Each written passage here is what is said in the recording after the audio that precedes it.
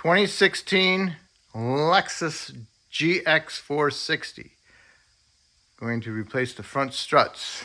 So you need to jack it up, support properly, remove the tire, 21 millimeter for the lug nuts. And here we are with the struts. This is an electronic struts, got a connector on top. I can honestly say I never took one of these out yet. But, so I want to loosen this bracket here. That's a 12 millimeter. This is a 10 millimeter bolt, 12 millimeter bolt head anyways. Got three 14 millimeter nuts on top of the strut. 14 millimeter, I need to remove those. And I just got this one on there. Just by a couple of threads just to keep it from falling out or something. Also, you want to loosen up your upper ball joint. This is a 19. It's got a cotter pin on, one of those Japanese ones that you got to twist it and then pull it out and thread this on by a couple of threads because we're going to break the ball joint taper, and that will allow that knuckle to move around for us. Hopefully I don't have to remove the tie rod. Also down here on the bottom of the strut is a 19 millimeter nut and a washer and a 19 millimeter head bolt. Loosen that up. Got the nut and washer off.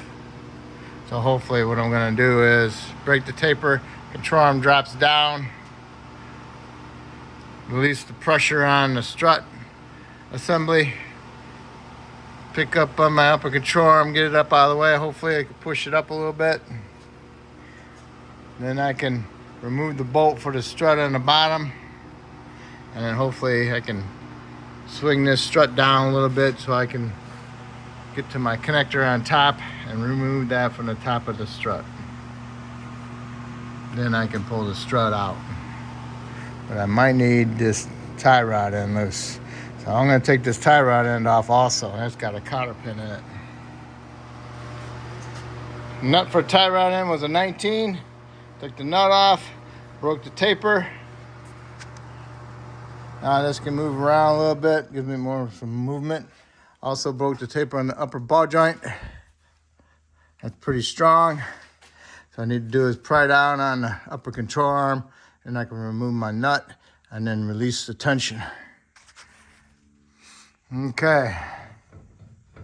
So now I can remove the nut, then I can release the tension, and then the knuckle will come off of the ball joint stud, and we'll see how it goes. Okay, it's released. Just make sure you twist this way. Don't allow this thing to come straight all the way out. You might pull the CV joint out of the housing. Have a heck of a time pushing it back in. All right, so now I can remove my lower my lower bolt from my strut, and then hopefully I can pull this strut forward a little bit to allow that to drop. I don't know. Yeah, I want to be able to lower that control arm down. I think this stabilizer bar is holding it up. It's pretty beefy, pretty tight. I got a big pry bar on, pull it down, but I need it to stay down a little bit. So it's fine if you're just gonna. What I'm gonna do is go to the other side, get it the same like this, and hopefully that might release some tension on that stabilizer bar. Be able to push it down if the other side's undone. That way I'm pushing both sides of the stabilizer bar down instead of one trying to stay up. Okay, by getting the other side exactly the same way I had this side, helped out, okay? Also, I put a big pry bar under the lower control arm with a chain. I looped it, put the chain on it so I can move the control arm, lower control arm up and down. And by doing that, push down the control arm, I could take the strut, pull it out of this lower mount, because I got the bolt out, pull it out of this lower mount, get it over here, so then the strut falls down a little bit more. Then what I do is unbolted this sensor that goes on top. But these sensors have two screws, two bolts that are Torx T25. And there's no clearance up here on the top. So T25, I have one of these.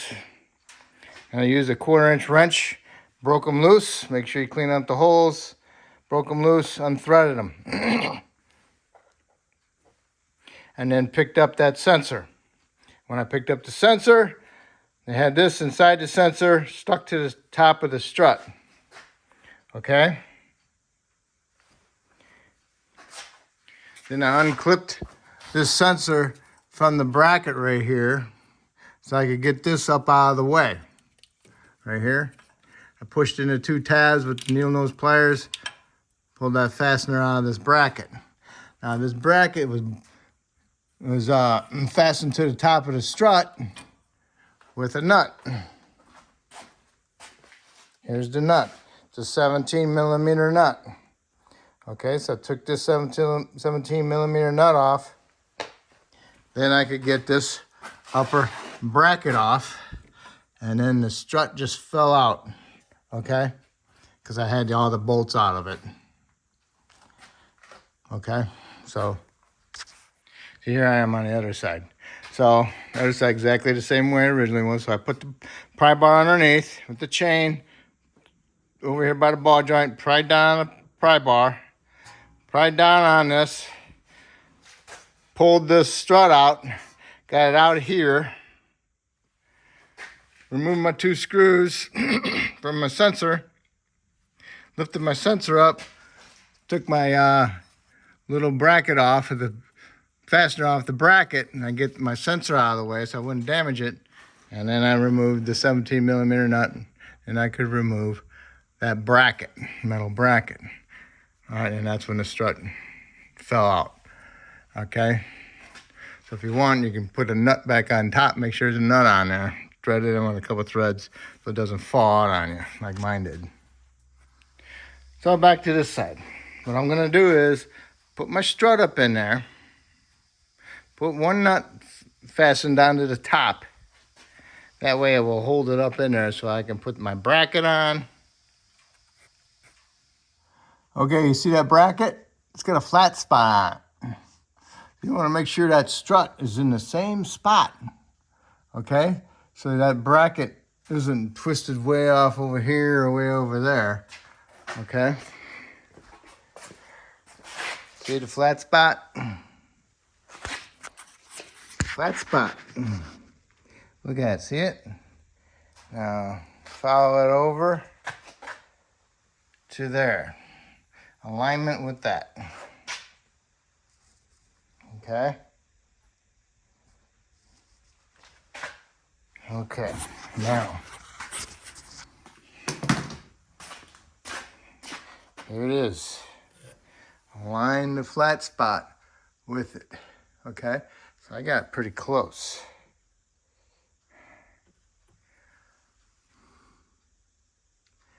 So what I did was I loosened my main nut up 1/4 of a turn, put my jam nut that was on here on top of the bracket, snugged these 2 together, turned my strut with the little 17 to align my flat with my bolt. Okay? So now I think it needs to go a little bit more.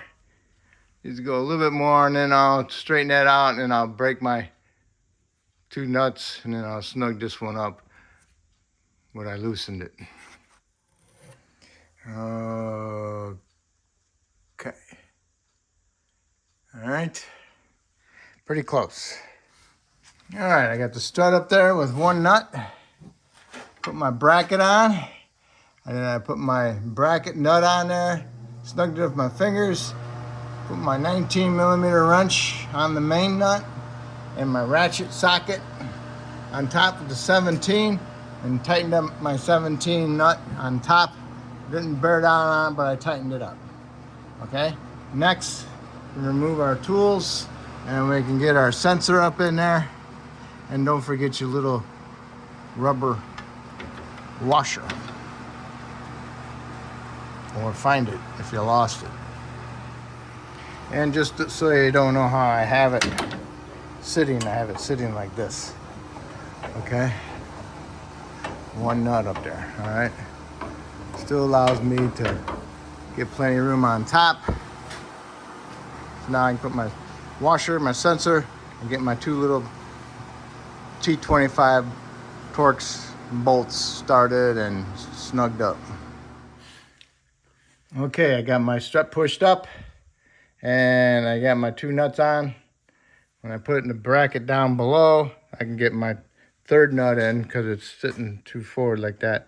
So I got my connectors connected. Remember, you gotta leave the bottom one loose, no bolt in it, so you can get the other side done and get it out like that. Okay, so I'm gonna get it into the strut, into the lower control arm, and then I'm gonna tighten my nuts. Okay, the nuts are tight on top. Everything is done on top. In that little pocket, ready to go together, but I gotta get the other side done to this position. I got the chain on. This is the driver's side. Pried down on the lower control arm. Pulled the strut out. Now I can unbolt my sensor and unplug them all. Unplug it, get the little retainers off of there, just to help me get things out of the way. Need a light though. Couldn't get this bolt loose. Had to heat the bottom up with a propane torch. Make sure you hold your wire harness out of the way so you don't melt it, okay? And broke it loose, and now I gotta do the back one. Hopefully that one breaks loose, because I don't want to have to fish a torch back there. Propane anyway. Okay, I put a socket on it. I can't break it loose. So I'm gonna drill a hole right here and stick an extension down there. I drilled this little hole here, so I know exactly where to drill my hole. Right on this flat, even with this hole I just drilled here. Okay? Okay, couldn't get that inner screw loose. Stripped it inside, I drilled the hole there. Now I got drilled the hole bigger. Got an extractor over the top of it. Hopefully that'll grab it and loosen it up. Okay, I got it loose. Had to grind my extractor pretty narrow, but I got it. Okay, that's what it looks like. And I think my rubber washer's still up on there. Plus I gotta find my socket. Make sure you put the nut on top before you remove this bracket. Otherwise it might fall and land on your foot. Okay? All right, so now all I gotta do is match up my strut again with the notch with this. And then our little terminal in the center. Okay, I had to loosen the main nut up, like a half a turn. Put my other nut on top, snugged it up. Turn my 17 to line that slot up with that down there, so it's even with that. And then also with my bracket. Okay. Then you need to match up your sensor to that when you got your nuts off. Got the 17 millimeter nut off of there. Tighten this back up, my half a turn that I loosened it. Now all I gotta do is get my sensor.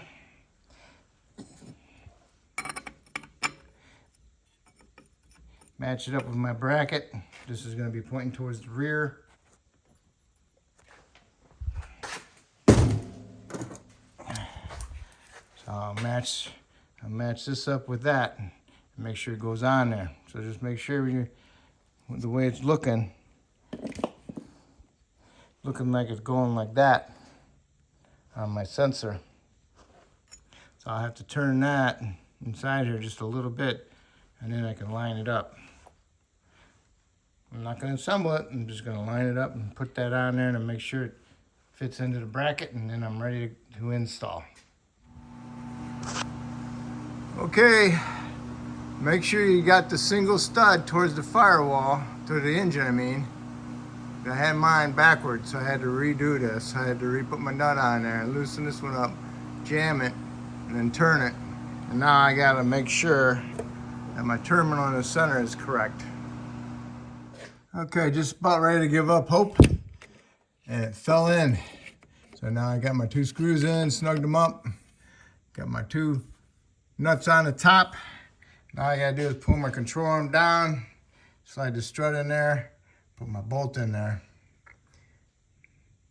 All right, and then I can go ahead and assemble. Okay, got the strut in the little perch there. Tightened up my 2 nuts, 3 nuts. Got my wire harness back in there, got it plugged in. Now I can go ahead and pry my pry bar down and get my lower control arm into the bottom of the strut. And you can put your washer and nut on it. I had to pry up on the strut, and then I actually had to turn the strut that way. So that's what the orange screwdriver is for. Held this pry bar down, held this one this way at the same time, hit it with a hammer, tapped it in there.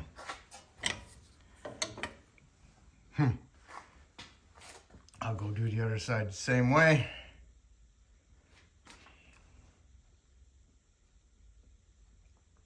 Or I'll just stay over here. I'll just stay over here and finish. Okay, you want to do these last because you want to put a jack stand underneath them, lower the vehicle down on it, so, or even lower it down on the tires. When you have ride height, go ahead and tighten those up, all right? So next you want to do is pry down your upper control arm and get it into the ball joint, ball stud into the knuckle, put your nut on there, and you can go ahead and tighten that up and put your cotter key pin back in there, and then put your outer tie rod in on and your cotter pin, okay? And you can do your little bracket and your bolts for that, also for the brake line. Okay, got your little nut bolt there, you got your 12mm bolt there, upper ball joint in, tie rod in, cotter pins in. I lowered the vehicle down onto my jack stand, got the right height, tightened up my lower control arm to my strut bolt and nut. This is all together up on top. So this side's all set. And now I just got to do the other side.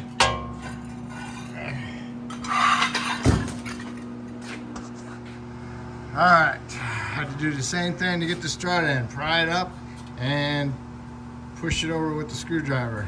Got the bolt and nut on there with the washer. Got my tie rod in on with the cotter pin. Upper ball joint in with the cotter pin. Got my 2 bolts on. Everything's on top.